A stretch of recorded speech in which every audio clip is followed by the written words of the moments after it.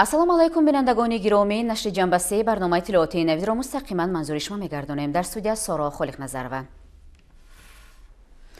тавре хабар дода будем рӯзҳои 8-10 феврали соли равон асосгузори сулҳу ваҳдати миллӣ, пешвои миллат, президенти ҷумҳурии Тоҷикистон муҳтарам Эмомалӣ Раҳмон бо сафари корӣ дар вилояти Суғд қарор доштанд. дар доираи ин сафар бо иштироки роҳбари давлат дар шаҳрҳои Хуҷанд, Гулистону Бӯстон ва ноҳияи Бобоҷон Ғафуров даҳо иншооти нав мавриди истифода қарор дода шуд. аз ҷумла дар рӯзи сеюми сафар пешвои миллат дар шаҳри Хуҷанд маркази савдо ва хизматрасонии Амидро мавриди баҳрабардорӣ қарор доданд. бо мавриди баҳрабардорӣ қарор гирифтани ин иншоот беш аз 100 нафар сокини маҳаллӣ бо ҷои кор таъмин гардиданд. иттилоъ медиҳанд ҳамкорони мо. 10 феврал дар доираи сафари корӣ дар вилояти Суғд асосгузори сулҳу ваҳдати миллӣ, пешвои миллат, президенти ҷумҳурии Тоҷикистон муҳтарам Эмомалӣ Раҳмон дар шаҳри Хуҷанд маркази савдо ва хизматрасонии Амидро мавриди баҳрабардорӣ қарор доданд. маркази савдо ва хизматрасонии Амид дар заминаи иншооте ки беш аз 15 сол фаъолият намекарду вайрону валангор буд таъсис дода шуд. корҳои сохтмону барқарорсозии иншоот дар муддати 6 моҳ мутобиқ ба талаботи замон ва фароҳамсозии беҳтарин шароити корӣ ба анҷом расонида шуд. мо ҳамаи ҷавондухтарон ва занон миннатдории худро ба пешвои муаззами тоҷикон баён мекунем, ки дар даврони соҳибистиқлолӣ барои озодона фаъолият намудан имкони созгорро фароҳам сохтанд. натиҷа ҳамин аст, ки рӯз то рӯз бо кушода шудани иншооти гуногун занону духтарон ба ҷои кори доимӣ таъмин мешаванд. имрӯз низ ба ифтитоҳи маркази савдо ва хизматрасонии Амид даҳҳо нафар занону духтарон ба ҷои кор таъмин шуданд. шукронаи тинҷиву оромӣ, ки имрӯз мо озодона кору фаъолият ва зиндагӣ мекунем. ҳамаи ин дар натиҷаи ғамхориҳои асосгузори сулҳу ваҳдати миллӣ, пешвои миллат барои мо занон ва ҷавонон мебошад. иншоот аз ҷониби соҳибкори ватанӣ, роҳбари ширкати ҷамъияти дорои масъулияти маҳдуди Амид Саидамон Исомаддинов бунёд гардидааст. ба президенти ҷумҳурии Тоҷикистон муҳтарам Эмомалӣ Раҳмон иттилоъ доданд, ки бо мавриди баҳрабардорӣ қарор додани иншоот дар маҷмӯъ беш аз 100 нафар сокини маҳаллӣ бо ҷои кор таъмин карда шуд, ки аз шумораи умумии кормандон наздики 80 нафарашро занону духтарон ташкил медиҳад. бо дастгирии асосгузори сулҳу ваҳдати миллӣ, пешвои миллат, муҳтарам ҷаноби Олӣ Эмомалӣ Раҳмон маркази савдо кушода шуд. мо соҳиби ҷои кор гардидем ва озодона кору фаъолият бурда истодаем. ҳамаи шароитҳо замонавӣ мебошад. мо ба ҷаноби Олӣ миннатдории худро баён мекунем. маркази савдо ва хизматрасонии Амид дар масоҳати 2500 метри мураббаъ бо тарҳи муосир ва шаклу услуби хоси меъморӣ бунёд карда шуда, дар он маркази фурӯши маҳсулоти гуногун аз ҷумла хӯрокворӣ, лавозимоти рӯзгор, сехи истеҳсоли ҳасиббарорӣ, маҳсулоти ширӣ, хӯришҳо, нонвойхона, нуқтаи ҳозиразамони фурӯши маҳсулоти қаннодӣ, қаҳвахона ва дорухона вуҷуд дорад. минбаъд сокинон ва меҳмонони шаҳри Хуҷанд аз хизматрасонии сатҳи ҷаҳонӣ бархурдор гашта метавонанд маҳсулоти ниёзи худро бо сифати баланд харидорӣ кунанд. дар маҷмӯъ дар маркази савдо ва хизматрасонӣ аслан маҳсулоти истеҳсоли коргоҳу корхонаҳои ватанӣ аз ҷумла маҳсулоти гӯштӣ, ширӣ, қаннодӣ, обҳои гуногун ва меваю сабзавот, ки дорои сифати баланд ва аз ҷиҳати экологӣ тоза мебошад, пешниҳоди мизоҷон гардонида мешавад. баҳри дар амал татбиқ намудани дастуру супоришҳои сарвари давлат муҳтарам Эмомалӣ Раҳмон зимни сафарҳои корӣ ба вилояти Суғд ҷиҳати бандубаст ва бо шаклу услуби хос пешниҳод намудани хушкмеваҳои истеҳсоли Тоҷикистон, ҷамъияти дорои масъулияти маҳдуди Амид тадбирҳои таъхирнопазир андешида дар маркази нави савдо ва хизматрасонӣ хушкмеваҳои истеҳсоли ватании дорои сифати баланд ва аз ҷиҳати экологӣ тозаро ба мизоҷон пешниҳод менамояд. ҳамзамон баҳри нигоҳдории молу маҳсулот иншооти ёрирасон аз қабили анборҳои гуногун дар марказ бунёд карда шудааст, ки имкон медиҳад маҳсулоти зарурӣ захира гардида сари вақт ба мизоҷон пешниҳод шавад. хурсандиовар аст, ки имрӯз бо дастгирии бевоситаи пешвои миллатамон асосгузори сулҳу ваҳдат ҷаноби Олӣ президенти ҷумҳурии Тоҷикистон Эмомалӣ Раҳмон барои меҳмонон ва сокинони шаҳри Хуҷанд боз як маркази савдои замонавӣ дарҳои худро боз намуд. масоҳати умумии маркази савдо 2000 метри квадратро дар бар мегирад. ба ҳамагон маълум аст ки соли 2022-2026 аз тарафи ҳукумати ҷумҳурии тоҷикистон соли рушди саноат эълон гардидааст. ин иқдомро ҷамъияти мо ҳамчун дастурамали худ қарор дода дар ҳудуди маркази савдо якчанд сехҳои истеҳсолиро ташкил кардам. ин ҳам бошад сехи истеҳсолии хӯришҳо ва газакҳо, номоихонаи миллӣ, сехи коркарди маҳсулоти ордин, сехи маҳсулоти ширӣ ва сехи маҳсулоти ҳастибарориро дар ҳудуди маркази савдо ҷой гирифтааст. ҷамъияти мо ҳамчун як узви ҷомеа барои ташкил намудани ҷойҳои нави корӣ ва барои тараққӣ додани иқтисодиёти мамлакат, таъмин намудани сокинон ва шаҳрвандони шаҳри Хуҷанд бо маҳсулотҳои тару тоза, таъмин намудани шаҳрвандон бо ғизои солим, чунки ғизои солим ин гарави саломатии ҷомеа мебошад. дар назди иншоот таваққуфгоҳи нақлиёт бо беш аз 200 ҷои таъсис ва атрофи бино ободу зебо ва чароғон карда шудааст. дар маҷмӯъ бунёди чунин иншооти муосиру замонавӣ маркази савдо ва хизматрасонии амид ки ба дастрасии сокинону меҳмонон ба хизматрасонии сатҳи ҷаҳонӣ таъсиси ҷойҳои нави корӣ замина фароҳам овардааст, ҳамзамон ба симои шаҳри Хуҷанд зебогии хоса замъ намуда дар бедор кардани завқи баланд ва ҷаҳонбинии шаҳрвандон мусоидат хоҳад кард. пешвои миллат муҳтарам Эмомалӣ Раҳмон пас аз ифтитоҳ ва шиносоӣ бо имкониятҳои маркази савдо ва хизматрасонии амид иқдоми наҷибонаи соҳибкори ватаниро намунаи ибрат хонда баҳри мақсаднок истифода намудани имкониятҳои фароҳам овардашуда ва бо ин роҳ рушд бахшидани соҳа ба масъулон дастуру ҳидоятҳои муфид доданд. ҳамчунин дар ин ҷо сарвари давлат муҳтарам Эмомалӣ Раҳмон аз намоишгоҳи корхонаҳои истеҳсолии шаҳри Хуҷанд боздид ба амал оварданд. дар намоишгоҳ 8 корхона ҷамъияти дорои масъулияти маҳдуди ҷавонӣ, Насоҷии Хуҷанд, Наргиз, Амиркоҳ, Олимхони Хуҷандӣ, Раҳимов, Сатн ва Нитинг маҳсулоти истеҳсолии худро пешниҳод карданд. корхона ба коркарди пурраи нахи пахта машғул аст ва корхона аз соли 1992 то ин ҷониб бетанаффус фаъолият мебарад. дар коргоҳ зиёда аз 800 нафар коргарон дар 3 баст фаъолият мекунанд. мо ашёи нахи пахтаро аз хоҷигоҳои вилояти Суғд дастрас карда онро то ба дараҷаи либоси маҳсулоти духта мерасонем ба намуди шимҳои занона, мардона, бачагона ва ҳам нимшимаҳо. ҳоло дар коргоҳ зиёда аз 100 намуди ин маҳсулотҳо истеҳсол карда мешаванд. талаботи бозори ҷаҳонӣ ва ҳам талаботи харидорон ба нигоҳ карда мо намуди маҳсулотро ҳар сол иваз карда меистем, ҳамчунин маҳсулоти асосӣ ва ҳам маҳсулотҳои ёрирасон. таъкид бояд шуд ки самти асосии фаъолияти ҷамъияти дорои масъулияти маҳдуди Наргиз истеҳсоли маҳсулоти дузандагӣ мебошад. имрӯз дар корхона 20 нафар фаъолият намуда масъулон нақша доранд ки бо ба инобат гирифтани фармоиши мизоҷон ва талаботи сокинони мамлакат шумораи ҷойҳои корӣ ва маҳсулоти истеҳсолиро низ афзоиш диҳанд. ҷалби мутахассисони варзида ва насби технологияи муосир аст ки маҳсулоти истеҳсолшудаи корхона дорои сифати баланд буда метавонад бо маҳсулоти истеҳсоли корхонаҳои хориҷӣ низ рақобатпазир бошад.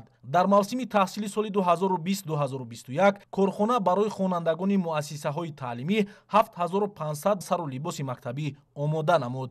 дар маркази шаҳр, маркази тиҷорати кушода ҷои корхонаҳои коргоҳ як духтари тоҷик, албатта як модари тоҷик 20 сол дузандагӣ, 30 сол қариб дузандагӣ корхонаи худаш кардаст, либосҳои барои мардон, барои донишҷӯён, барои калонсолон худаш, шавҳараш онанда, шавҳараши оданчи худаш завқ, вале ҳунар чист ки ҷаноб ёле ман ҳам баромада шумо ана 20 та занҳоро ҳунарманд кардам, якҷоя манам анам либосҳоро барои бачаҳо, инаш барои калонсолон аввалин бор ман ҳам барои ман зебанда як модари тоҷик ягон институту академия нафондааст, лекин завқ дорад ба зиндагӣ, ба ҳаёт, хоб завқ ба касбу коре ки худаш дӯст медорад, ҳамон дӯзандагиро ба дараҷаи ona баромадааст ки ҳолӣ метавонад иқтисоди ҷумҳурия яке аз занҳои хеле соҳибкори муваффақ аст. Зиндагӣ наст. мавриди зикр аст ки дар шаҳри Хуҷанд 174 коргоҳу корхонаҳои истеҳсолӣ мавҷуд буда дар соли 2021 135 намуд маҳсулоти саноатӣ истеҳсол карда шудааст ки нисбати соли 2020 22 намуд зиёд мебошад. ҷиҳати афзоиши ҳаҷми маҳсулоти саноатӣ соли 2021 дар шаҳр 17 корхонаи истеҳсолӣ бо фарогирии 192 ҷойи нави корӣ таъсис дода шуд. ҳамчунин бо мақсади баланд бардоштани рақобатпазирӣ ва диверсификатсияи истеҳсоли маҳсулоти саноатӣ дар соли 2021 дар чанд корхона хатти нави истеҳсолӣ ба истифода дода шуда 13,8 миллион сомонӣ сармояи дохилию хориҷӣ ҷалб гардид. баҳри фароҳамсозии имкони мусоид ҷиҳати сармоягузорӣ ва рушд бахшидани бахши хусусӣ соли 2009 дар шаҳри хуҷанд минтақаи озоди иқтисодии суғд низ дар майдони 320 гектар таъсис дода шуд. дар минтақаи озоди иқтисодии суғд 30 субъект ба қайд гирифта шудааст ки айни замон 18 тои он бо маром фаъолият дорад. таваҷҷӯҳи ҳамешагии ҳукумати ҷумҳурии тоҷикистон ҷиҳати рушд бахшидани бахши хусусӣ ва дастгирии соҳибкорону сармоягузорони дохилию хориҷӣ дар шаҳри хуҷанд ба пешрафти дучанди соҳа замина гузоштааст. самти фаъолияти корхона истеҳсоли либоси мардона, занона, тавсеяи мактабӣ ва либосҳои варзишӣ замонавӣ мебошад. барои саҳмгузор будан дар амалӣ намудаи ҳадафи чоруми пешгирифтии асосгузори сулҳу ваҳдати миллӣ, пешвои муаззами миллат муҳтарам Эмомалӣ Раҳмон, саноаткунони кишвар то 35-солагии истиқлолияти ҷумҳурии Тоҷикистон коргоҳ аз имкониятҳои мавҷуда истифода намуда барои таъмин намудани донишҷӯёни муассисаҳои олӣ, ҷумҳурӣ, корхона, идораҳои ташкилотҳо бо либосҳои ватанӣ кӯшиш ба харҷ дода истодаанд. натиҷа ҳамин аст ки дар доираи яке аз ҳадафҳои стратегӣ саноатикунонӣ бо суръати мамлакат, стратегияи миллии рушди ҷумҳурии Тоҷикистон барои давраи то соли 2030 ва дигар барномаҳо дар шаҳри Хуҷанд даҳо иншооти соҳаи саноат бунёд гардида, имрӯз маҳсулоти истеҳсолии онҳо дар бозори дохилию хориҷӣ рақобатпазир гаштааст. мо тӯли 10 соли охир ба дӯхтани либосҳои мактабӣ машғул шуда истодаем. 70 нафар ҷойи корӣ дорем. мо оянда мехоҳем ки ба дӯхтани либосҳои духтарон, занон машғул шавем ва 60-70 ҷойи кори дигар ташкил намоем. имрӯзҳо маҳсулоти истеҳсоли корхонаҳои шаҳри Хуҷанд дар баробари таъмини талаботи сокинон ҳамзамон ба кишварҳои дуру наздик низ содирот карда мешавад. зимни шиносоӣ бо маҳсулоти истеҳсоли корхонаҳои ватанӣ сарвари давлат муҳтарам Эмомалӣ Раҳмон баҳри боз ҳам тақвият додани истеҳсолот ва афзоиш бахшидани ҳаҷми содирот бо роҳи ворид намудани технологияи муосир, коркарди ашёи хоми ватанӣ то сатҳи ниҳоӣ, баланд бардоштани сифати маҳсулот, мақсаднок истифода кардани имтиёз ва шароити аз ҷониби ҳукумати мамлакат фароҳам оварда шуда, таъсиси ҷойҳои нави корӣ ва бо ин васила баланд бардоштани сатҳи некуаҳволӣ ба масъулон дастуру супоришҳои муфид доданд. дар доираи сафари кори пешвои миллат муҳтарам Эмомалӣ Раҳмон дар деҳоти ёваи ноҳияи Бобоҷон Ғафуров ҷамъияти дорои масъулияти маҳдуди Ширеши тоҷикро мавриди баҳрабардорӣ қарор доданд. ба иттилои ҳамкорони мо ин амал дар доираи татбиқи ҳадафи чоруми миллӣ саноатикунонӣ бо суръати мамлакат аз ҷониби соҳибкорон анҷом дода шуд ва бо ин васила аввалин маротиба дар Тоҷикистон истеҳсоли ширеши акрилӣ имконпазир гардид. 10 феврал асосгузори сулҳу ваҳдати миллӣ пешвои миллат президенти ҷумҳурии Тоҷикистон муҳтарам Эмомалӣ Раҳмон ба деҳоти ёваи ноҳияи Бобоҷон Ғафуров ташриф оварда ҷамъияти дорои масъулияти маҳдуди Ширеши тоҷикро мавриди баҳрабардорӣ қарор доданд.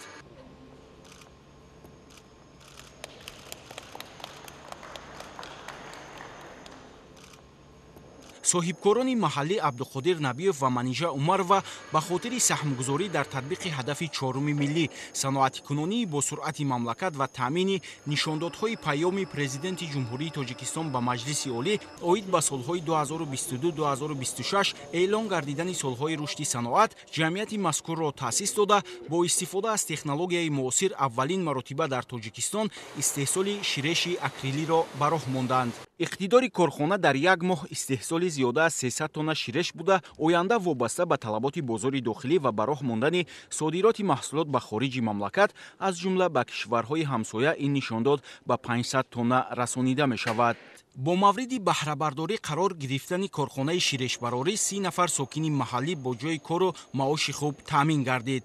Аснои шиносоӣ ба президенти мамлакат муҳтарам Эмомалӣ Раҳмон иттилоъ дода шуд ки барои бунёди корхонаи ширешбарорӣ наздики 10 миллион сомонӣ харҷ гардида дастгоҳу таҷҳизоти истеҳсолӣ аз Туркия ва Чин оварда шудааст ва ба иқрори мутахассисони соҳа мавҷудияти ҳамин гуна хатҳои нави технологӣ имкон медиҳад ки ашёи хом ба таври зарурӣ мавриди коркард қарор гирад ва ба харидорон маҳсулоти хушсифат ва муҳимтар аз ҳама аз ҷиҳати экологӣ безарар пешниҳод карда шавад.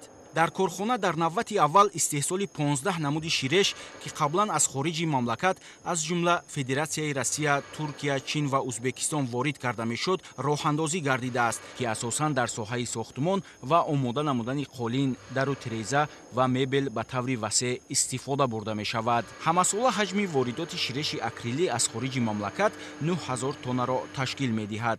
аз ин пеш ширеш, хусусан ширеши акрилӣ аз хориҷи кишвар ворид мешуд. бо мақсади таъмини бозори дохилӣ ва аз байн бурдани воридот мо истеҳсоли ширешро дар Тоҷикистон ба роҳ мондем ва сифати маҳсулоти мо нисбат ба ширеши воридотӣ беҳтару хубтар ва нархаш ҳам дастрас мебошад. дар ин корхона дар навбати аввал 15 намуди ширеш истеҳсол карда мешавад. дар давраи солҳои рушди саноат мо нақша дорем ки ҳаҷми истеҳсолотро зиёд намоем, ҷойҳои нави кориро бештар намуда асосан маҳсулоти воридот ивазкунанда ва ба содирот нигаронидашударо ба роҳ монем. сарвари давлат муҳтарам Эмомалӣ Раҳмон ба масъулони корхона дастур доданд ки дар вақти истеҳсоли маҳсулот ба сифати он диққати махсус диҳанд. ашёи хом барои истеҳсоли маҳсулот асосан аз корхонаҳои Тоҷикистон, Россия, Чин ва Туркия дастрас карда мешавад. ҳамчунин ҷиҳати муайян намудани сифати ашёи хом ва маҳсулоти тайёр дар назди корхона озмоишгоҳи муҷаҳҳаз бо дастгоҳу таҷҳизоти муосир фаъолият мекунад. мо дар навбати аввал ширешро барои таъмини бозори дохилӣ истеҳсол менамоем ва оянда содироти онро ба кишварҳои минтақа ба роҳ мемонем. барои истеҳсоли ширеш 3 намуди ашёи хом аз Тоҷикистон ва боқимонда аз хориҷи кишвар ворид карда мешавад. мо дар ин корхона лак барои сохтмон ҳам истеҳсол мекунем. дар озмоишгоҳи корхона ҳам сифати ашёи хом ва ҳам маҳсулоти тайёр мавриди санҷиш қарор дода мешавад. дар раванди истеҳсолот ашёҳои хоме ки барои истеҳсолот истифода мешавад, аввалин дараҷа мо сифати онҳоро дар озмоишгоҳ муайян менамоем ва дар ҳолати ба стандартҳо ҷавобгӯ будани сифати онҳо баъдан ба истеҳсолот ва истифодабарӣ иҷозат медиҳем. мо мутахассисони ин корхона мақсад гузоштем ки дар заминаҳои дастгирии пешвои муаззими миллат муҳтарам Эмомалӣ Раҳмон дар рушди соҳаи саноати кишвар ҳисси худро гузорем. ҷамъияти дорои масъулияти маҳдуди ширеши тоҷик ки бо тамғаи молияи Тоҷпол маҳсулот истеҳсол мекунад, дар оянда мағозаҳои фирмавии худро дар калонтарин шаҳру ноҳияҳои мамлакат таъсис медиҳад. ҳамчунин муассисони ҷамъият тасмим гирифтанд ки дар оянда коргоҳҳои истеҳсоли герметик ва рангҳои сохтумониро бунёд намоянд. ба муносибати ба фаъолият оғоз кардани корхонаи мазкур дар даромадгоҳи ҷамъияти дорои масъулияти маҳдуди ширеши тоҷик намоиши маҳсулоти корхонаҳои саноатӣ ташкил карда шуд. дар ин ҷо корхонаҳои вилоят аз қабили қолинҳои қайроқум, Тиглат, Силкоат Боя, Арчамебел, Фортуна ва компания, Ҳафтганҷ ва Элегант қолин, рангҳои сохтумонӣ, мебел, дару тирезаҳои гуногун ва дигар намуди молу маҳсулотро ба намоиш гузоштанд. пешвои миллат муҳтарам Эмомалӣ Раҳмон зимни боздид аз намоишгоҳ ба иқтидори саноатии вилоят ва рағбати соҳибкорони маҳаллӣ ба таъсиси корхонаҳои саноатӣ таваҷҷӯҳ зоҳир намуда барои ҳарчи афзоиш бахшидани номгӯи маҳсулоти ивазкунандаи воридот ва ба содирот нигаронидашуда ба масъулон дастуру супоришҳои мушаххас доданд. президенти мамлакат муҳтарам Эмомалӣ Раҳмон имрӯз ҳамчунин дар минтақаи озоди иқтисодии суғд корхонаи ҳасиббарории ҷамъияти дорои масъулияти маҳдудӣ ба номи Толиб Дадабоевро мавриди баҳрабардорӣ қарор доданд. корхонаи нафтаъсис имконият дорад ки дар як сол то 120 тонна гӯштро кор кард ва аз он навъҳои гуногуни ҳасиб истеҳсол намояд. тафсилот дар гузориши навбатии мо. асосгузори сулҳу ваҳдати миллӣ пешвои миллат президенти ҷумҳурии тоҷикистон муҳтарам эмомалӣ раҳмон дар минтақаи озоди иқтисодии суғд корхонаи ҳасиббарории ҷамъияти дорои масъулияти маҳдуде ба номи Толиб Дадабоевро мавриди баҳрабардорӣ қарор дода аз намоиши маҳсулоти корхона дидан намуданд. ҷамъияти мазкур бо тамғаи маҳсулоти гӯшти, дилшод, навъҳои гуногуни ҳасиб ва мувофиқи талаботи бозор 8 намуди ҳасибча истеҳсол менамояд. айни замон дар ҷамъияти дорои масъулияти маҳдуде ба номи Толиб Дадабоев 25 нафар сокини маҳаллӣ соҳиби ҷои кор гардида ҳамаи онҳо аз курсҳои бозомӯзии кор бо технологияи соавӣ гузаштанд. иттилоъ дода шуд ки дар як сол тибқи нақша корхонаи навтаъсис имконият дорад ки то 120 тонна гӯштро коркар карда аз он навъҳои гуногуни ҳасиб истеҳсол намояд. айни замон дар корхонаи ҳасиббарорӣ истеҳсоли то 30 намуди маҳсулоти гӯштӣ роҳандозӣ гардидааст ва бо дар назар доштани талабот имконият аст ки номгӯи маҳсулот зиёд карда шавад. хатҳои истеҳсолии корхонаи мазкур аз Олмон, Федератсияи Россия, Ҷумҳурии Беларусия ва Чин харидорӣ гардида бо истифода аз ин имконот истеҳсолот дар доираи стандартҳои байналмилалӣ роҳандозӣ гардидааст. имрӯз бо дастгирии пешвои муаззами миллат муҳтарам ҷаноби олӣ президенти ҷумҳурии тоҷикистон корхонаи нави замонавии ҳасиббарорӣ бо бренди дилшод кушода шуд. ҳамаи маҳсулотҳои истеҳсолшаванда сифати аъло дошта дорои сертификат мебошанд. дар корхонаи мо таҷҳизотҳо аз давлатҳои пешқадими Аврупо ворид карда шудаанд. мо дар оянда кӯшиш менамоем ки ҳаҷми истеҳсолати маҳсулотамонро зиёд намуда барои ривоҷ додани иқтисодиёти тоҷикистони азизамон самгузор бошем. гӯшти гов ва парранда барои истеҳсоли маҳсулоти ниҳоӣ аз корхонаи чорвапарварии ҳудуди вилоят харидорӣ гардида дар корхона ҳасиб аз гӯшти гову мурғ ҳамчунин аз гӯшти асп қазӣ истеҳсол мегардад ки он ба таври махсус тайёру хушконида мешавад. маҳсулоти ниҳоии корхонаи мазкур ба бозорҳои шаҳру ноҳияҳои ҳудуди вилоят ва бархе аз мағозаҳои шаҳри Душанбе ба фурӯш бароварда мешавад. ба иттилои масъулин дар оянда содироти он ба дигар кишварҳо низ роҳандозӣ мегардад, зеро имконияти зиёдсозии хатҳои истеҳсолӣ ва афзоиш додани ҳаҷми маҳсулот мавҷуд аст. имрӯз бо дастгирии пешвои муаззами миллат муҳтарам ҷаноби олӣ корхонаи нави ҳасиббарорӣ кушода шуд. маҳсулот дар ин коргоҳ истеҳсолшаванда хушсифат ва воридот ивазкунанда мебошад. мо барои истеҳсоли маҳсулоти худ аз гӯштҳои аълосифати маҳаллӣ истифода мебарем. дар оянда нақша дорем боз чанд таҷҳизоти пешқадами замонавиро харидорӣ намуда сифат ва ҳаҷми маҳсулотро баланд бардошта сатҳи истеҳсолро боз ҳам баландтар бардорем ва бозори ватаниро бо маҳсулоти хушсифат таъмин намоем. бо дастрасии технологияи муосир тамоми марҳилаҳои коркард ва омодасозии гӯшти парранда барои истеҳсоли асибҳои мурғӣ дар дохили корхона роҳандозӣ гардида ҷамъият барои мизоҷон дар баробари ҳасиб инчунин гӯшти мурғӣ бо усули муосир бо истифода аз буғ пухташударо пешниҳод менамояд. барои нигоҳдории маҳсулоти нимтайёр ва тайёр дар ҳудуди корхона амборҳои махсуси нигоҳдории маҳсулот ки бо дастгоҳҳои нигоҳдории ҳарорати мӯътадил таъмин мебошад бунёд ёфтааст. корҳои ободонӣ ва кабудизоркунӣ дар ҳудуди корхона анҷом дода шуда ҷиҳати рафтаҳои нақлиёте ки барои кашондани маҳсулот машғуланд шароити зарурӣ фароҳам оварда шудааст. инчунин барои сокинони маҳаллаҳои гирду атроф дар назди корхона аз ҷониби соҳибкорони шаҳр як майдончаи варзишии муосир бунёд карда шуд. имрӯз хурсандии мо ҳадду канор надорад, зеро имрӯз бо дастгирии бевоситаи пешвои муаззами миллат муҳтарам ҷаноби олӣ корхонаи нави пешқадами замонавӣ ба истифода дода шуд. дар ин коргоҳи ҳасиббарорӣ барои коргарон тамоми шароитҳо муҳайё карда шудааст. мо ният дорем ки бозори ватаниро бо маҳсулоти хушсифат таъмин карда дастур ва пешниҳодҳои ҷаноби олиро иҷро намуда ҳаҷми истеҳсолотро бардорем ва ҷойҳои кориро зиёд намоем. дар ҳамин ҷо сарвари давлат муҳтарам эмомалӣ раҳмон аз намоиши маҳсулоти ниҳоии корхонаи мазкур дидан намуда барои рушди бештари истеҳсолот ба соҳибкорон дастуру маслиҳатҳои муфид доданд. дар ин ҷо навъҳои гуногуни асиб аз ҷумла асибчаҳо, асибҳои гӯшти гову асп ва гӯшти мурғ ки дар корхона бо технологияи муосир ба шакли таҷрибавӣ омода мегардад ба намоиш гузошта шуд. соҳибкорон ба сарвари давлат муҳтарам эмомалӣ раҳмон барои таваҷҷӯҳи хосаашон ба масъалаи рушди соҳаи саноат ва эълони 5-солаи рушди ин соҳа изҳори миннатдорӣ намуданд.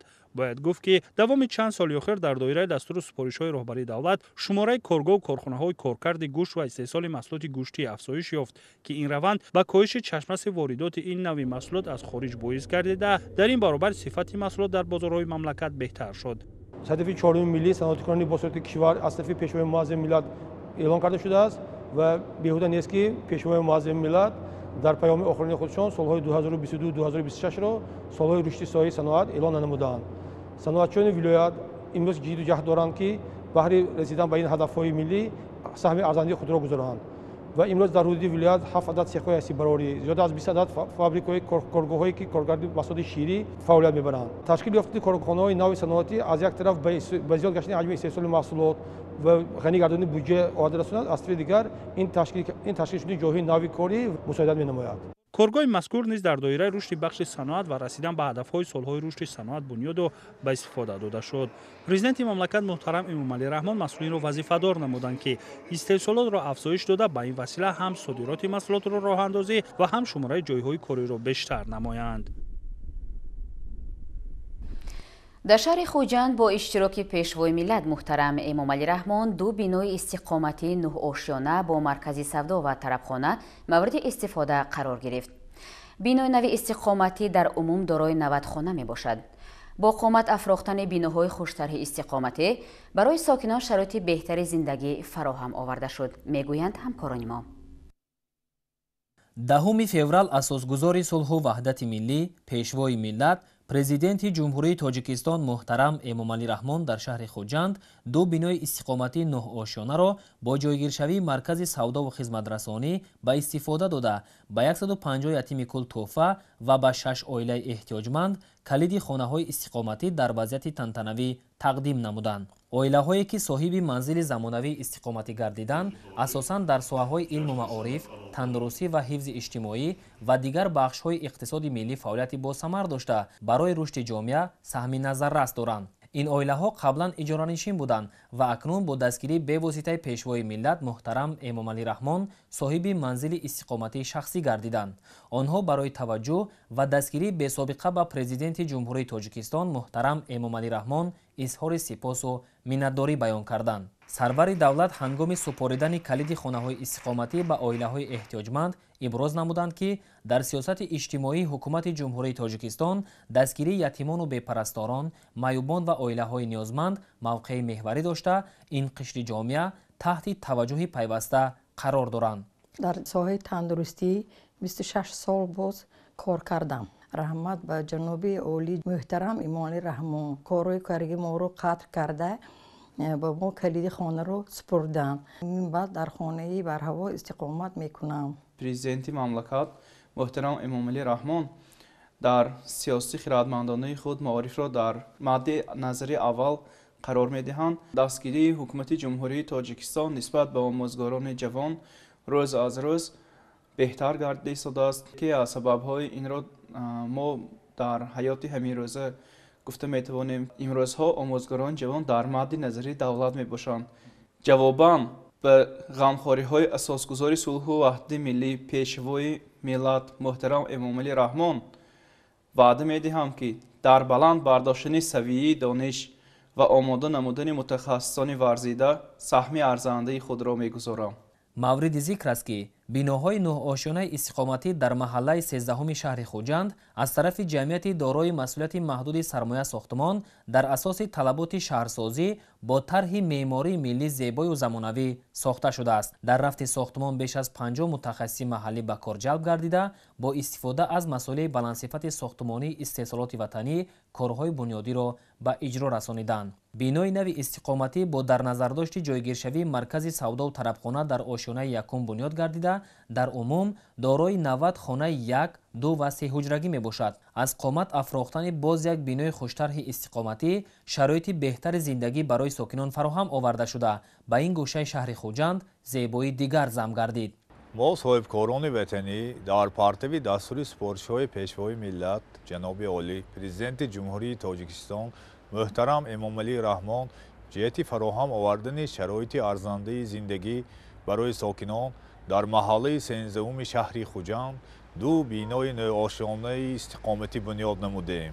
дар рафти сохтани биноҳои истиқоматӣ сохтмончиёни маҳаллӣ ба кор ҷалб карда шуда бештар аз масолиҳи сохтмони ватанӣ истифода карда шуд, чунки истеҳсолоти худдӣ сифати хуб ва муҳлати истифодаи тӯлонӣ дорад. бинои нави истиқоматӣ дар асоси талаботи шаҳрсозӣ ва меъмории миллӣ бунёд карда шуда ба як гӯшаи шаҳри хуҷанд зебоӣ зам мекунад. ҳадафи ширкати мо ки фаъолияти он ба самти сохтмон равона карда шудааст то андозае ҳам бошад در رشد ساحه ساختمان و معماری مملکت و به این واسطه سطح زندگی مردم سهم گذاشتن است. منتداری صمیمانه خود را به پیشوای ملت جناب عالی محترم امام علی رحمان میرسانیم که ما صاحبکاران را همیشه دستگیری میکنند و در جواب به این دستگیری هایشان تلاش میکنیم که برای آبادی وطنمان حصه ارزنده خود را گذاریم.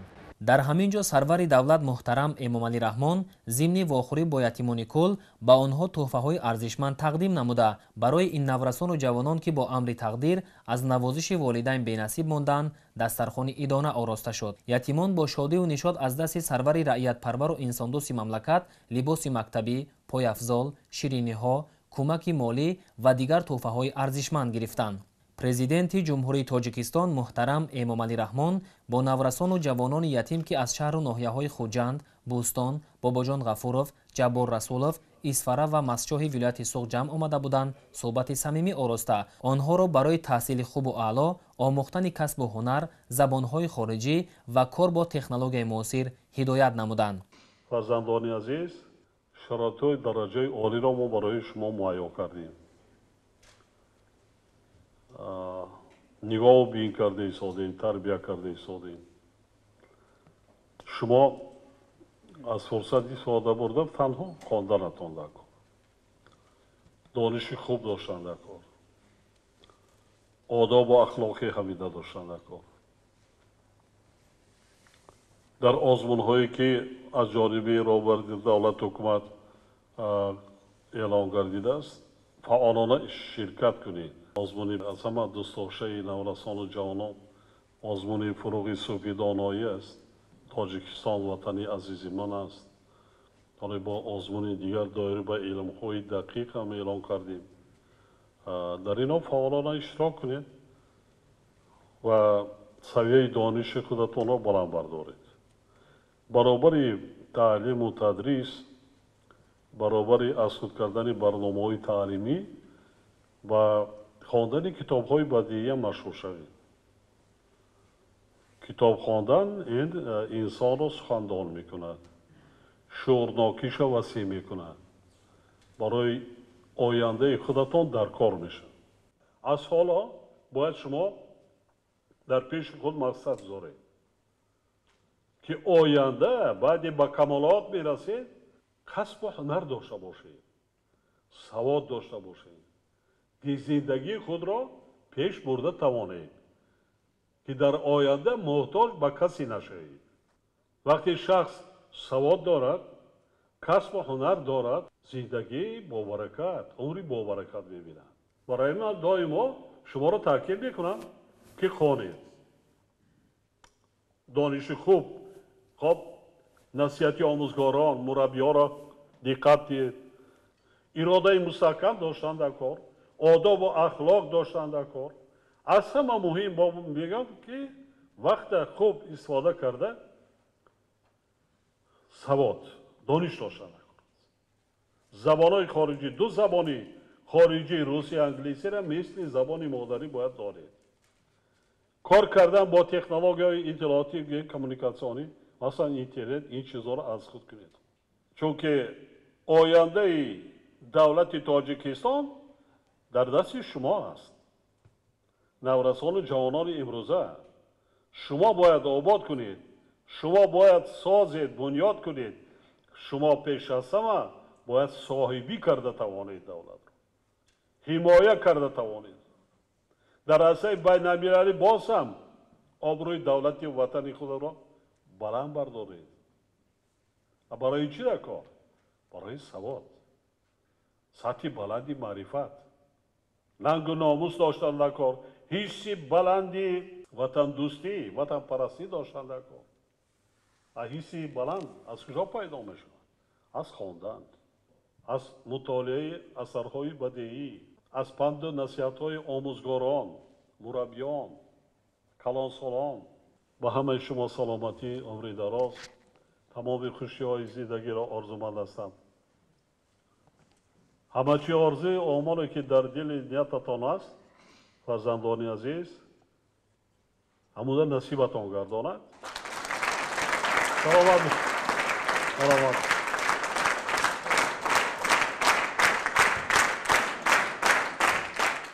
ятимони кул аз он изҳори хушҳолӣ менамоянд ки дар чунин як кишвари ободу зебо зиндагӣ карда дониш меомӯзанд ва ҳамеша таҳти ғамхориву дастгирии пешвои маҳбуби миллат қарор доранд. ман Тоҷиев Ҳайдаралӣ, хонандаи синфи 11-уми муассисаи таҳсилоти миёнаи умумии рақами 49 ноҳияи Бобоҷон Ғафуров ҳастам. пеш аз ҳама ба президенти кишварамон муҳтарам, асосгузори сулҳу ваҳдат, пешвои миллат ҷаноби Олӣ Эмомалӣ Раҳмон миннатдории худро баён мекунам ки барои мо ҷавонон чунин ғамхориҳоро зоҳир менамоянд. барои чунин ғамхориҳо муҳтарам ҷаноби Олиро мо бовар мекунонем ки дар рушду равнақи кишвари азизамон софдилонаву садоқатмандона хизмат намуда ворисони арзандаи давлату миллат гардем. ман Худойназарова Ситорабону, хонандаи синфи 5 мактаби президентӣ барои хонандагони болоиқад дар шаҳри Бӯстон ҳастам. шукрона аз тақдир, шукрона аз истиқлолияти тиллоии миллат, шукрона ба хизматҳои падаронаи шумо, пешвои маҳбуб ва муаззами миллат, ки мо кӯдакони ятим дар ватани бишт осо худро ҳеҷ вақт якаву танҳо намеҳисобем. аз як дидори падаронаи шумо шод ҳастем ва ғамхориҳои ҳамешагиатонро фарзандона эҳсос мекунем.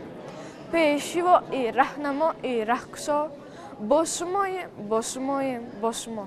ҳангоми тақдими тӯҳфаҳо гуфта шуд ки ғамхорӣ нисбат ба ятимону бепарасторон ва фарзандони оилаҳои камбизоат дар сиёсати иҷтимоии ҳукумати ҷумҳурии Тоҷикистон ҷойгоҳи махсус дошта, барои беҳтар намудани шароити таҳсил ва зиндагии онҳо пайваста тадбирҳои зарурӣ ва самарабахш андешида мешаванд. ба ҳолати 1 январи соли 2022 дар вилояти Суғд 442 ятими кул ба қайд гирифта шудааст ки аз ин шумора 225 нафар духтар мебошад ва онҳо зери таваҷҷӯҳи бевоситаи президенти ҷумҳурии Тоҷикистон муҳтарам Эмомалӣ Раҳмон қарор доранд ва барои ятимони кул шароити мусоиди таълиму тарбия ва зиндагонӣ муҳайё гардидааст.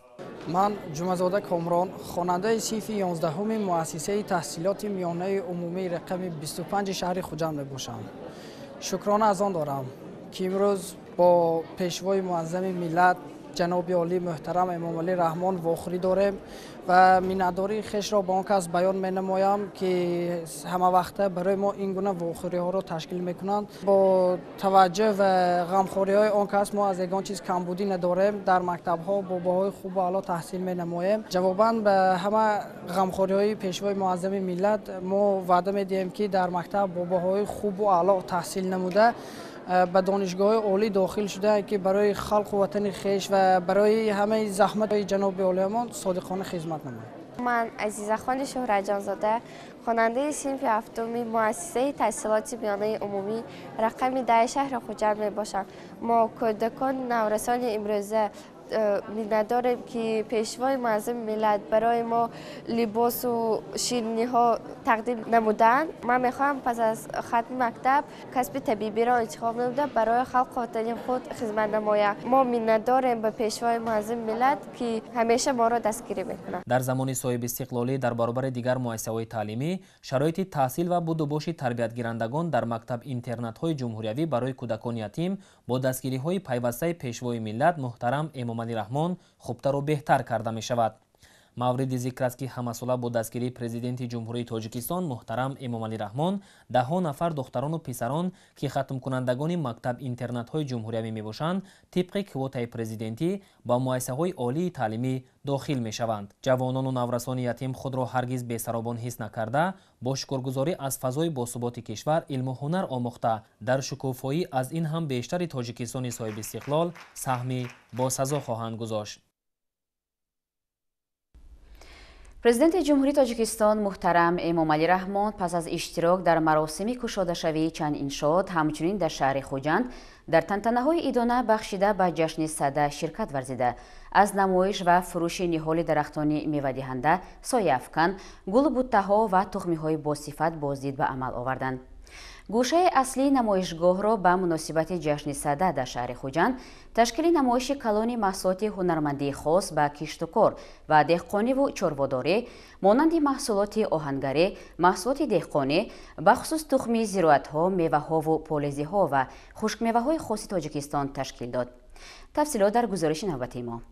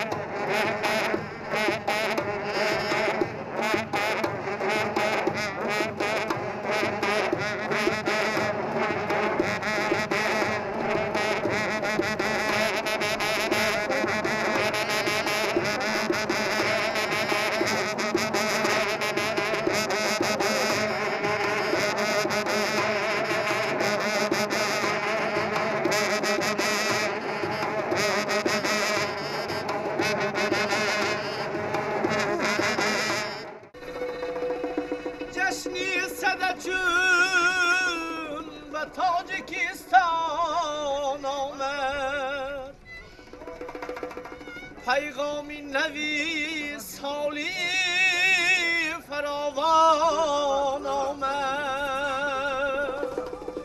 خوش آمدید پیشوای عزیز ملت خوش آمدید پیشوای عزیز ملت ای هموطنان عید صدف فرخنده این جشن طرب به تاجیکان زیبنده این جشن طرب به تاجیکان زیبنده خورشید کنون سرودی نو میخواند با ساز و نوای دولتی پاینده با ساز و نوای دولتی پاینده جشنی صدف چون جشن نیاگان باشد مهری دل ما برای یاران باشد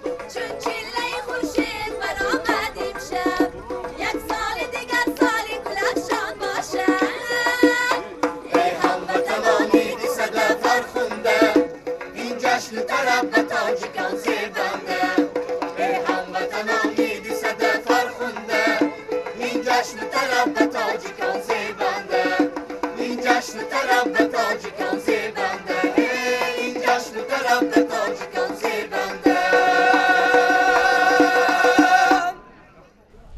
دهم فеврал асосгузори сулҳу ваҳдати миллӣ пешрои миллат президенти ҷумҳурии тоҷикистон муҳтарам эмомалӣ раҳмон дар тантанаҳои идона бахшида ба ҷашни сада дар шаҳри хуҷанд иштирок карда аз намоиш ва фурӯши ниҳоли дарахтони мевадиҳанда сояафкан гулу бутаҳо ва тухмиҳои босифат боздид ба амал оварданд. пешвои миллат муҳтарам эмомалӣ раҳмонро дар ҷашнгоҳ сокинони вилоят бо самимияти хоса истиқбол гирифтанд. гӯшаи аслии намоишгоҳро ба муносибати ҷашни сада дар шаҳри хуҷанд ташкили намоиши калони маҳсулоти ҳунармандии хос ба кишту кор ва деҳқониву чорводорӣ монанди маҳсулоти оҳангарӣ, маҳсулоти деҳқонӣ бахусус тухмии зироатҳо, меваҳову полезиҳо ва хушкмеваҳои хоси тоҷикистон ташкил дод. дар намоишгоҳ ҳамчунин асал ва маҳсулоти аз асал омодашуда, маҳсулоти нониву қаннодӣ, таомҳои хос ба халқи тоҷик ҷойгир карда шуд. дар як қисмати ҷашнгоҳ намоиши бошукӯҳи либосу газворҳо ва матоъҳои миллии тоҷикон аз қабили алоча, беқасаб, атлас, адрас, чит, сатин ва навъҳои дигари ҳунармандӣ аз қабили зардӯзӣ, гулдӯзӣ, қолинбофӣ, заргарӣ, бурёбофӣ, сабадбофӣ, армуғонсозӣ ва дигар намуди ҳунарҳо ташкил карда шуд. умуман саҳнаи чорабинии идона ба муносибати ҷашни сада мувофиқи суннатҳои аҷдодӣ оро дода шуда дар ду гӯшаи он ба таври сунъӣ оташи баланд ки хос ба ин ҷашни бостонист афрӯхта шуд. ҳамаи инро сокинони 18 шаҳру ноҳияи вилояти суғд ҳамчун рамзи иттиҳоду сарҷамъии миллат ташкил намуданд. дар тантанаҳои идона ба муносибати таҷлили ҷашни сада ҷомеаҳои меҳнатии вилояти суғд иштирок карда дастовардҳои меҳнатӣ ва маҳсули дастранҷи худро ба намоиш гузоштанд. иштироки васеи сокинон дар ҷашни сада гувоҳӣ аз арҷгузории мардум нисбат ба ин иди бостонӣ мебошад. ин ид ки дар аҳди қадим махсусан замони сомониён бо шукӯҳу шаҳомати хос истиқбол гирифта мешуд, дар даврони соҳибистиқлолӣ рукну оинҳои он аз нав эҳё гардид ва халқи тоҷик онро бо ифтихору сарфарозӣ таҷлил менамоянд. ба таъкиди муаррихон сада мисли наврӯзу меҳргон аз ҷашнҳои миллии ориёи таборон ба шумор рафта, онро ҳар сол мардуми тоҷик дар баҳманмоҳи 11-уми солшумории шамсӣ ки ба 21 январ 20 феврал рост меояд ҷашн мегиранд. Сада ин пирӯзии рӯшанӣ бар зулмот, гармӣ бар сардӣ, некӣ бар бадӣ буда 50 шабона рӯзро то фарорасии Наврӯз дар бар мегирад. Сада аз наздик омадани фасли баҳор ва фарорасии Наврӯз мужда мерасонад. Президенти Ҷумҳурии Тоҷикистон муҳтарам Эмомалӣ Раҳмон дар сатҳи шоиста баргузор сохтани ҷашнҳои миллиро ки таи солҳои охир дар мамлакат ба ҳукми анъана даромадааст, нишонаи иттиҳоду сарҷамъӣ ва ҷонибдории сокинони шарафманд аз сиёсати пешгирифтаи роҳбарияти давлату ҳукумати ҷумҳурӣ арзёбӣ намуданд. пешвои миллат муҳтарам Эмомалӣ Раҳмон аснои тамошои намоишгоҳи маҳсулоти кишоварзӣ ба натиҷаҳои фаъолияти аҳли заҳмати вилоят ва дастовардҳои бузурги меҳнатии хоҷагидорону кишоварзони соҳибтаҷрибаи шаҳру ноҳияҳои вилояти Суғд баҳои баланд дода рушди соҳаи кишоварзиро омили муҳими таъминкунандаи амнияти озуқаворӣ арзёбӣ карданд. дар асоси дастуру супоришҳои президенти ҷумҳурии Тоҷикистон муҳтарам Эмомалӣ Раҳмон, ҷомеаҳои меҳнатии вилояти Суғд ҷиҳати афзун намудани ҳаҷми истеҳсоли маҳсулоти рақобатпазир, ғанигардонидани бозорҳои истеъмолӣ, бештар таъмин намудани аҳолӣ бо маҳсулоти ватанӣ, баланд бардоштани боздеҳи замин ва ҳосилнокии зироатҳо, инчунин ба роҳ мондани истифодаи самараноку оқилонаи захираҳои замин ва об корҳои муайянро ба анҷом расонида дар самти амалисозии рушди устувори соҳа ба дастовардҳои назаррас ноил гардиданд. мувофиқи маълумоти сарраёсати кишоварзии вилоят дар натиҷаи амалисозии ҳадафҳои стратегии роҳбарияти олии сиёсии Тоҷикистон, соҳаи аграрии вилоят рӯ ба рушд ниҳода дар ин замина то оғози соли 2022 бунёди боғу тогзорҳои нав ба 780 гектар баробар гардид. аз майдони умумии боғҳои бунёдгардида зиёда аз 85 гектари онро боғҳои интенсивӣ ташкил медиҳад. дар намоиш ва фурӯши ниҳоли дарахтони мевадиҳанда, сояафкан, гулу бутаҳо ва тухмиҳои босифат ба муносибати ҷашни Сада наздик ба 1 миллион бех ниҳолҳои мевадиҳандаву ороишӣ ва гулу бутаҳо ба маъраз гузошта шуд. айни замон дар шаҳру ноҳияҳои Панҷакент, Бобоҷон Ғафуров, Ашт, Истаравшан ва Зафаробод 5 хоҷагии ниҳолпарвар фаъолият мекунад. инчунин дар қаламрави вилояти Суғд 29 хоҷагии тухмипарварӣ фаъолияти худро ба роҳ мондааст ки дар таъминоти хоҷагиҳои хурду бузург бо тухмиҳои хушсифати зироатҳои гуногун аз қабили пахтаву картошка ва дигар сабзавот нақши муносиб доранд. аз 469 гармхона бошад дар 196 адади он гул ва лимупарварӣ ба роҳ монда шудааст. дар ҷашни Сада хоҷагии ҷангали вилояти Суғд намунаҳои беҳтарини маҳсулотро ба маърази тамошо гузошт. дар асоси супориши президенти ҷумҳурии Тоҷикистон муҳтарам Эмомалӣ Раҳмон, хоҷагии ҷангал коркарди саноатии ҳосили хучро раҳандозӣ кардааст ва инак мураббову нушобаҳои хуч дар корхонаҳо истеҳсол карда мешаванд. гулу гиёҳҳо ва бутаву дарахтони нодирро бошад сарраёсати ҳифзи муҳити зисти мақомоти иҷроияи ҳокимияти давлатии вилояти Суғд ба намоиш гузошт. ниҳоди мазкур ҷиҳати боло бардоштани маърифати экологӣ ва завқи зебоипарастии сокинон фаъолияти худро ҷоннок кардааст. намоиши техника ва мошинолоти кишоварзӣ аз хизматҳои дигари таҷлили ҷашни бостонии Сада дар маркази маъмурии вилояти Суғд шаҳри Хуҷанд буд. дар ин гӯша воситаҳои техникие гузошта шуданд ки давоми чанд соли охир тавассути дастгириҳои бевоситаи президенти ҷумҳурии Тоҷикистон муҳтарам Эмомалӣ Раҳмон дастраси хоҷагиҳои деҳқонии ҳудуди вилоят гардиданд. дар баробари шӯъбаву раёсатҳои кишоварзии шаҳру ноҳияҳо, инчунин мошинолот ва дигар дастгоҳу таҷҳизоте ки тавассути марказҳои техникии корхонаи воҳиди давлатии Тоҷик Агролизинг ба хоҷагиҳо дастрас карда мешаванд, ба маъраз гузошта шуданд. дар намоишгоҳ аз ҷониби кормандони иттифоқи ҷамъиятҳои матлуботи шаҳру ноҳияҳои вилояти Суғд намоиши маҳсулоти нонӣ ташкил гардида, корхонаҳои хӯроквории вилоят навъҳои гуногуни шириниҳоро ба намоиш гузоштанд. сарвари давлат зимни шиносоӣ ба таҷриба ва фаъолияти самарабахши аҳли заҳмати вилоят аҳсан гуфта, иштироки онҳоро дар ҷашни Сада барои рушди минбаъдаи бахшҳои гуногуни соҳаи кишоварзӣ муҳим арзёбӣ намуданд. пешвои миллат муҳтарам Эмомалӣ Раҳмон зимни боздид аз намоишгоҳ таъкид доштанд ки танҳо меҳнати садоқатмандонаи барзгарон ва мақсаддок истифода бурдани неъматҳои табиӣ имкон медиҳад то фаровонии бозор, таъмину сабади истеъмолии аҳолии мамлакат ғанӣ бошад. تذکر داده شد که جهت رسیدن به تامین امنیت غذایی در مملکت زمینه‌های استوار گذاشته شدند. شرکت کنندگان چاره‌بینی ایدانه به افتخار جشن باستانی صده ضمن صحبت‌های صمیمی با رهبر دولت تاجیکستان محترم امامعلی رحمان ابراز نمودند که با شرافت مصلحت و توصیه‌های سودمند سرور عاقل و غمخوار بابت استفاده با ثمر هر قطعه از زمین سطح و صفت زندگی ساکنان به مراتب بهتر شده در عائله‌ها به مقدار ضروری محصولات غذایی ذخیره کرده می شود. آشپزان ماهر و کدبانوان از شهر و ناحیه‌های ولایت سوخت هنری والای خود را معرفی کرده در دگ‌های کلان 1 تن آش پلو و دیگر نمود طعام‌ها را آماده کردند.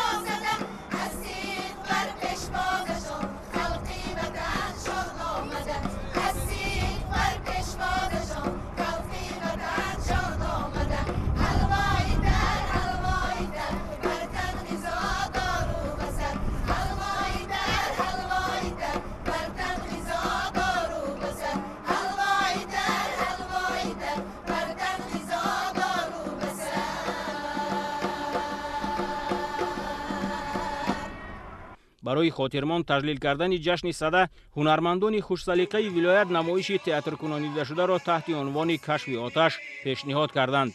صحنه‌های جالب و دیدنی از روزگار نیاگان ما با مقصد تجلیل این جشن نور و گرمی در سطح بلند تهیه و پیشنهاد کرده شد که دلیل واقعی عید قدیمه و تاریخی بودن صده را بازگو می‌کرد.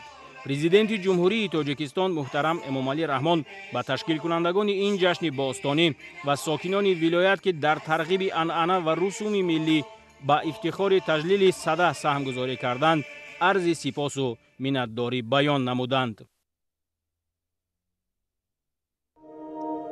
شب آمد برافروخت آتش به کوه، همان شاه و در گرد شاهان گروه، یکی جشن کردان شب و باده خور، صده نامی آن جشن فرخنده کرد، زی هوشنگ ماند این صده یادگار، بس باد چون او دیگر شهریار، کز آباد کردن جهان شاد کرد، جهان بنیکی از او یاد کرد.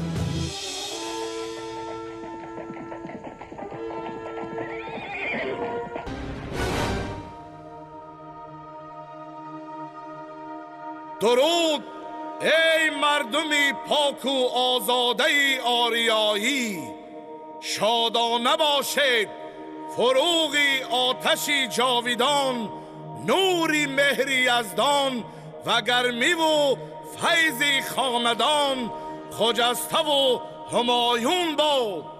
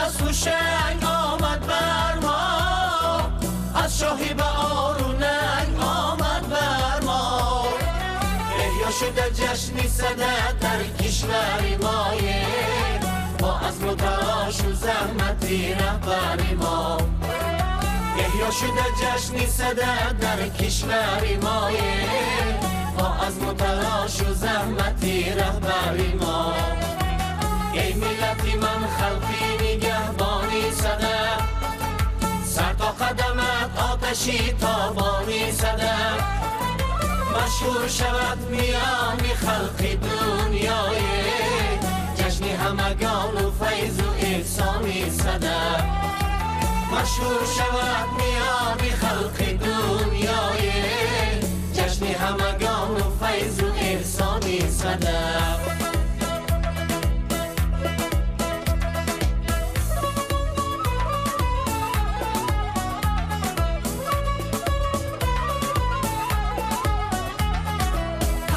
شب و 50 روز تا آمدن نوروز 50 شب و 50 روز تا آمدن نوروز خرسندی می نماییم در جشنی صده امروز خرسندی می نماییم در جشنی صده امروز رمزی صده گلخن است عالم از او روشن است رمزی صده گلخن است عالم از او روشن است از سردی زمستان بر جسم ما جمشن است سردی زمستان بر جسم ما جمشن است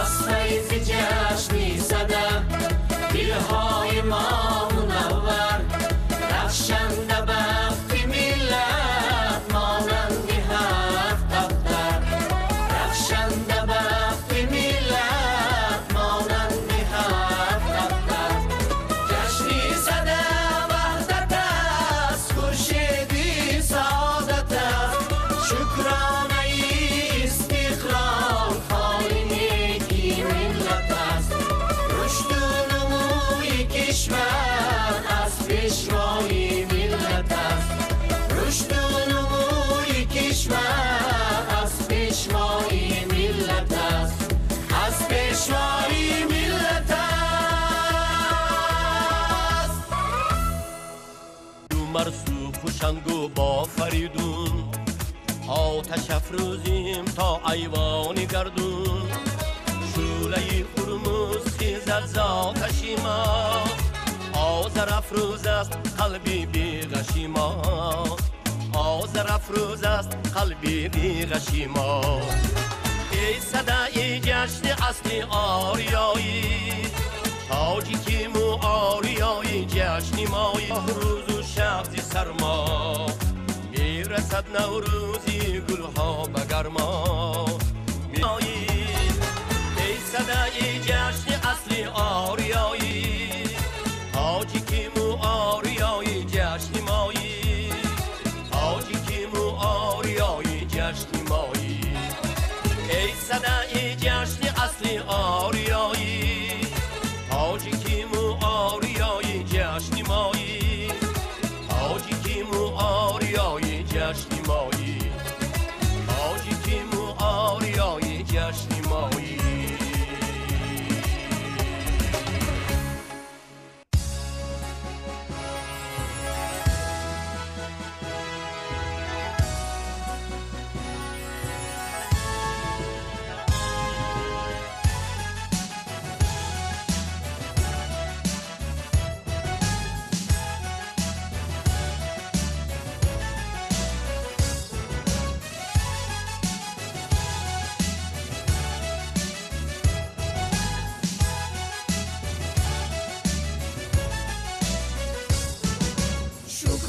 که آمد به وطن فصلی دلی ما جشنی صده احیا شده از دولت پیشوا ای دوست بیا شعری نوی دل بی سرایم ای دوست بیا شعری نوی دل بی سرایم جشنی صده احیا شده از دولت پیشوا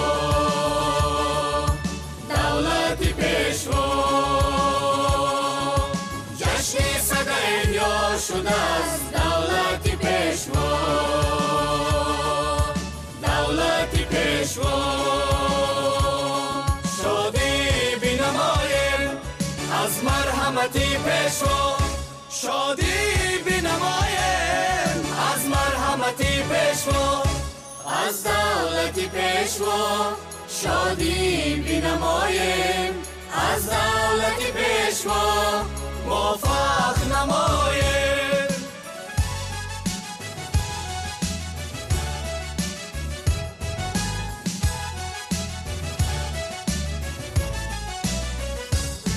خورشید صفت نور بدل چشمی بهاره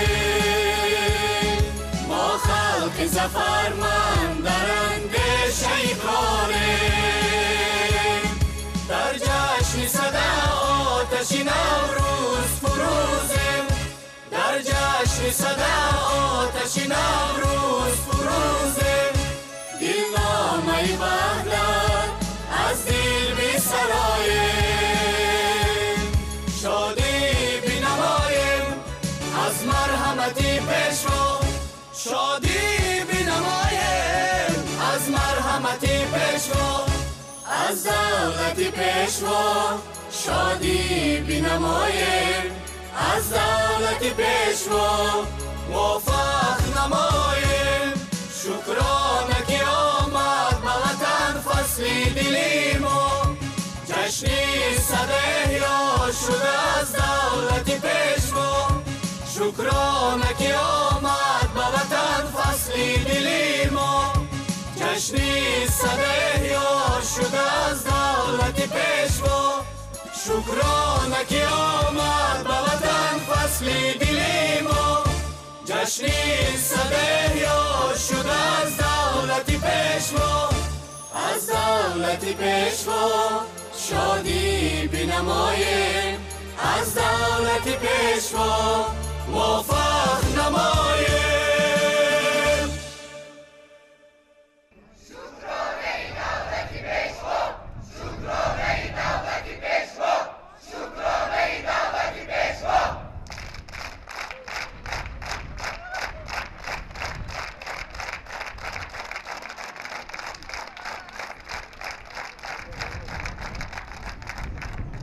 برای ملت تاجیک در 4 فصل 4 جشن را پیشنهاد کردند. در فصل زمستان جشن صده، در چیله زمستان، در فصل بهار این جشن نوروز، در تابستان جشن تیرگان، در تیرما جشن مهرگان. یعنی در 4 فصل سال 4 تا جشن پیش است. این پیش از همه جشن دهقانان دیگر آمادگی با کشت کار، آماده کردن آلات‌های محنت، تخمی، نهال، دیگر زمین و تیاری با جشن نوروز. یعنی برآمدن از سردی به گرمی. بسیار رمزهای و معنای بسیار چکور وسیع دارد که ما اینا باید آهسته آهسته با شکل پورش احیا کرده مدرکا از ایجادگارا، باستانشناسان از اینا وابستگی دارد. خودسندی کنید ملت ما ملتی فرهنگی است، تمدن باستانی قدیم دارد. اینا احیا کرده مدرکا، صاحبی کردن مدرکا. همین از زندگی حیات همین است. زحمت کشیم، وطنمان آباد کنیم، بنیاد کنیم، خودسندی کنیم در جشن‌هایمان. جشن کنیم، با هم باشیم، سرجم باشیم، متحد باشیم، با صبر و تحمل باشیم. خب شکرانه تینجی آرامی را کنیم، سرجمی ملت تاجیک کنیم. ملت تاجیک روزهای بسیار سخت و سنگین وسیع سر کردند. می‌ارزد که چنین جشن‌ها را ما با خرسندی خب روی بالیده، چهره گشاد با هم سرجمانه جشن می‌گیریم. می‌ارزد. با همه چی می‌ارزد. خوشوقت باشید. سرفراز سربلند.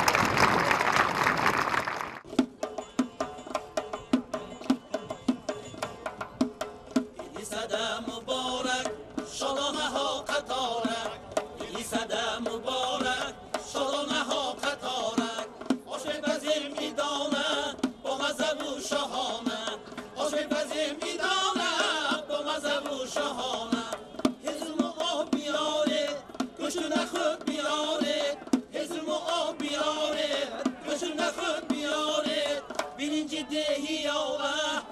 بزم شما بینینجی دهی آوه عشق بزم شما ایدی صده مبارک شدانه ها قطارک ایدی صده مبارک شدانه ها قطارک عشق بزم ایدانه با مذهب و شاهانه عشق بزم ایدانه با مذهب و شاهانه امروز به ایدی صده سروری ما آمده امروز به ایدی صده سروری ما آمده با فیض نوری رحمان محبوبی هر خاندان با فیض نوری رحمان محبوبی هر خاندان ایدی صده مبارک شادانه ها قطارک ایدی صده مبارک شادانه ها قطارک عشق بزن ایدانه با مذهب و شاهانه عشق بزن ایدانه با مذهب و شاهانه با مذهب و شاهانه با مذهب و شاهانه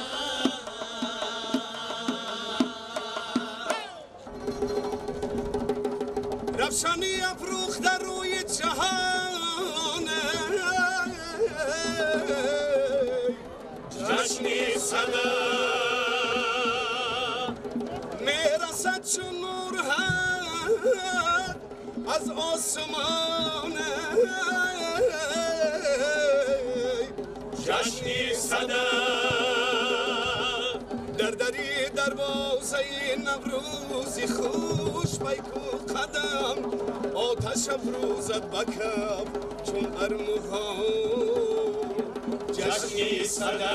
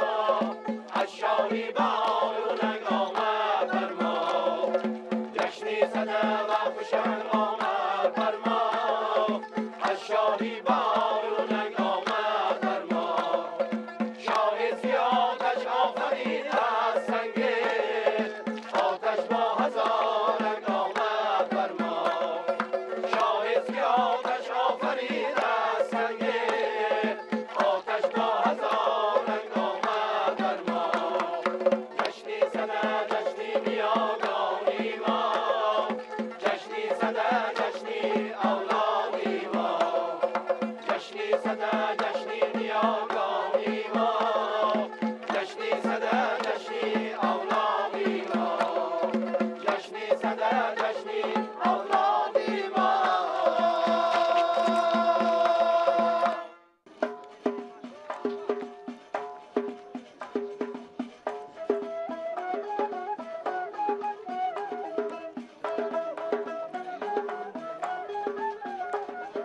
عید است عیدی صدق در ملک تاجیکستان بادا مبارک این عید بر خلق چهره خندان بادا مبارک این عید بر خلق چهره خندان تاریخی جشنی صدق از دوره خوشنگ است پیوستنش به خورشید با صوت تار و چنگ است پیوستنش به خورشید با صوت تار و چنگ است عید است عیدی صدق در ملک تاجیکستان بادا مبارک این عید بر خلق چهره خندان بادا مبارک این عید بر خلق چهره خندان